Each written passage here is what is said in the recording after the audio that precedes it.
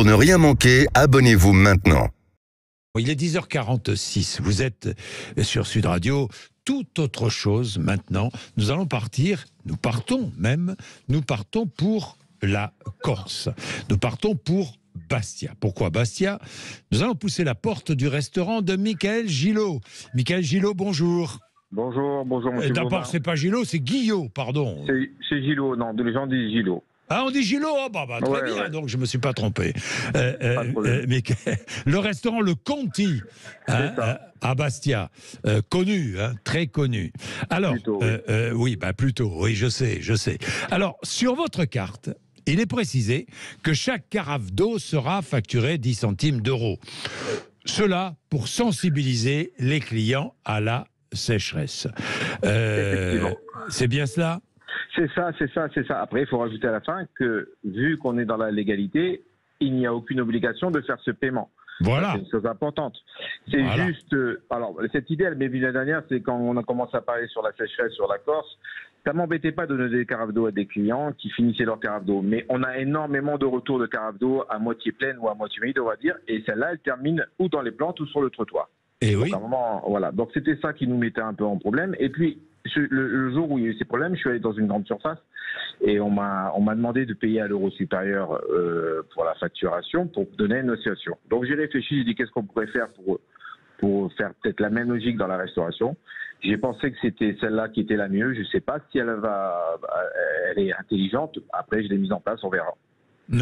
Oui, elle est intelligente. D'abord, il faut savoir que depuis le 1er janvier 2022, carafes et verres d'eau potable doivent être gratuits dans les restaurants. C'est ça. Il faut bien comprendre que c'est spécial à la France.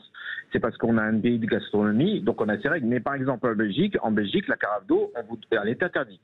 On vous donne une bouteille d'eau, elle est interdite. Donc il y a plein de pays dans le monde où la carafe d'eau n'est pas donnée, sauf sur leur demande, et d'autres, elle n'est même pas donnée du tout. Oui. Donc c'est parce que les gens, je pense qu'en France, on a acquis les gens que tout était gratuit, tout était logique, mais cette eau, avant d'arriver sur une table, elle passe dans un tube, elle passe dans un compteur, et après elle m'est facturée. Donc si j'ai envie, par le biais de mes clients, avec mes clients, si à la fin, et s'ils désirent, parce qu'ils ne sont pas d'obligation, ça puisse servir une cause bénéfique pour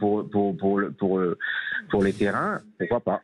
Bien sûr, parce que l'objectif, évidemment, c'est d'aider à lutter contre la sécheresse. Où va l'argent? Est-ce que vous récoltez combien par jour avec cette... Pour l'instant, c'est pas des périodes importantes, donc on récolte un peu d'argent. Maintenant, je ferai vraiment un bilan à la fin du mois. Déjà, je comptais faire un bilan à la fin du mois et faire un virement ou à la fin du mois ou à la fin de l'année pour voir un montant plus important. Maintenant, ce qui est important de comprendre, c'est que moi, j'aimerais chercher une association qui replante le coût d'un arbre replanté. Ça serait intéressant de le rajouter sur la carte, d'avoir le coût d'un arbre. Et puis, il faut bien comprendre une chose, pour tous les imbéciles du net qui vont te dire que tu vas gagner de l'argent dessus, il faut bien comprendre une chose, c'est que moi, non, au contraire, je vais commencer à payer de la TVA dessus. Alors qu'avant, je ne payais pas de TVA. Donc, la solution était simple, je restais le même logique, je jetais l'eau par terre, ça me coûtait moins que ce que ça va me coûter maintenant. Je comprends très bien, Michael. Michael, vous avez raison de parler des imbéciles qui, sur les réseaux sociaux, vont commencer à penser que vous êtes là pour gagner, pour prendre de l'argent sur le dos des clients. Moi, je suis un peu plus fort mentalement que ma femme, mais je vous assure que de se faire insulter constamment de voleurs, d'escrocs... vous êtes fait insulter depuis que c'est connu? De tout. Non, c'est pas vrai. De tout. Oui, de tout. Donc c'est vrai que c'est bon, moi ça va, mais c'est vrai que on a arrêté de regarder. J'ai des amis qui m'avaient prévenu que sur Twitter c'était un peu le défouloir. Donc j'ai pas de compte Twitter, donc comme ça je regarde pas.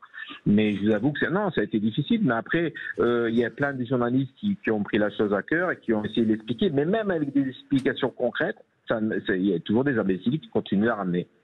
Évidemment, 68% des nappes phréatiques sont à des niveaux insuffisants, malgré la pluie. Le seul moyen, ce sera de faire ce virement, que les gens vont nous suivre sur Internet, on fera la remise de chèques à une association qu'on aura trouvée. Bien sûr. Et puis comme ça, au moins, les imbéciles comprendront que c'est pas de l'utopie. Parce qu'on a même eu des dirigeants ou des personnes qui avaient des places qui disaient que c'était l'utopie. Non, c'est pas l'utopie. Parce que si on prend 50, si demain, chaque région sélectionne 50 restaurants pour le faire, et qu'on additionne tous ces montants avec 50 restaurants sur 12 mois de l'année, je pense que ça fait beaucoup d'argent. Alors souvent on se plaint qu'on ne sait pas où va notre argent, et parfois à raison même, parce que ça passe dans les caisses de l'État et compagnie. Là, nous, ça rentre dans notre caisse, c'est des caisses NF, donc il y a tout le suivi, et donc là, ça rentre dans la caisse, ça repart ailleurs.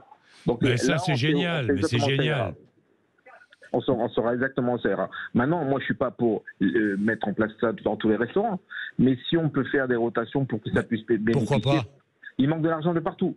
Mais pourquoi pas? Et puis comme ça, là, il n'y a pas d'addition. Ça passe pas par les caisses de l'agriculture, ça passe pas par l'économie, ça passe directement d'une caisse de restaurant à un chèque à la fin du mois qui va donner une association. Je suis étonné quand même de la réaction, de ces réactions stupides. Mais vous savez, monsieur Bourdin, ce qui se passe en France, c'est que depuis 30 ans, on fait croire à tout le monde que on doit tout à tout le monde. On doit du travail, on doit de l'eau gratuite, on doit des soins gratuits, et voilà. Et la logique, elle est comme ça, c'est que les gens ne comprennent pas qu'à un moment, cette eau, déjà avant qu'elle soit dans leur verre, elle m'appartient puisque je l'ai payée. Bien sûr. Et j'en fais ce que je veux. Et si, grâce à mes clients, on arrive à donner 150 €, 100 € chaque mois à une association, pourquoi pas? Comment réagissent les clients d'ailleurs? Moi, les clients, j'ai que du positif. Tous mes clients, tous les gens qui ont lu, qui comprennent la logique. J'ai même des clients, moi, qui viennent et c'est pour ça. Et là, je vous dis, mais ce qui est grave, c'est que par exemple, on était un restaurant assez coté sur Bastia, on était très bien noté sur certains sites de conseils de restauration, et on est descendu de 6 places parce que des gens qui sont jamais venus dans le restaurant ont mis des avis 1 étoile. Oh là là là. Et ce site très réputé valide l'avis alors qu'on l'a signalé. C'est des gens qui ne sont jamais venus dans le restaurant, ils critiquent que la carafe d'eau. Mais non, mais c'est donc on nul. passe de la 2e place à la 8e place sans aucune raison parce qu'on a 2, 3 avis. Oui, moi je suis venu chez vous il y a un certain moment, mais je dis qu'il faut aller au Conti. Merci Michael Gillot. Merci beaucoup.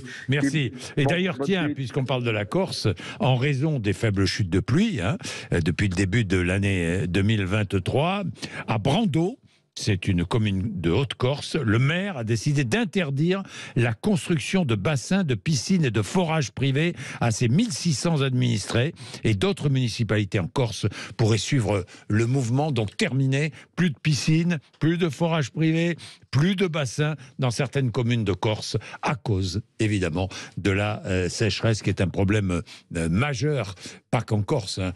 On a beaucoup parlé des Pyrénées-Orientales ces derniers temps, mais dans tout le sud de la France, tout le pourtour méditerranéen. Vous savez que, et je le répète encore une fois, vous pouvez retrouver tous les jours votre émission Parlons vrai chez Bourdin, entre 10h30 et 12h30, si vous avez manqué le direct, vous pouvez réécouter l'émission, il n'y a aucun problème. Elle est disponible en podcast sur sudradio.fr et sur notre application Sud Radio. Et puis, vous pouvez nous écouter en direct, Facebook Live et sur YouTube en direct et en replay sur notre chaîne Sud Radio. Est-ce que vous le faites d'ailleurs? Racontez-nous, 0826 300 300.